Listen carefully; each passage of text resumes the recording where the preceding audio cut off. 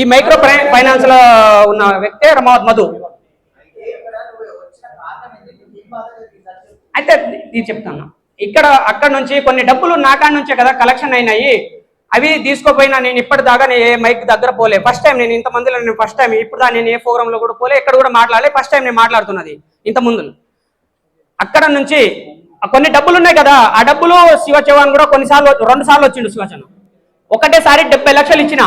అది ఏ బ్యాగ్లో ఇచ్చిన, మనకు టూరిస్టు పోయే బ్యాగుల పెద్ద పెద్ద బ్యాగులు ఉంటాయి కదా, ఆ బ్యాగ్లో ఇచ్చిన పైసలు. 2 టైం ఇచ్చిన. శివ శివ శివ చౌహాన్ మంగ్లీ వాళ్ళ తమ్ముడు శివ చౌహాన్కి అది మనకు సంబంధం లేదు. వాళ్ళు మధు వాళ్ళు అనుకుంటేనే మనం ఇస్తాము. మధుకు ఒక్కరు ఫోన్ చేపిస్తేనే ఆయన బయట నుంచి నా డబ్బులు నేను 30 లక్షలు నేను ఫస్ట్ ఇచ్చిన. ఆఫీసు వచ్చింది అంటున్నా, రాసుకోలే. ఓన్లీ అక్కడ నుంచి కాల్ చేపిస్తా. తర్వాత నేను మధుకు కలెక్షన్ చేపిస్తా.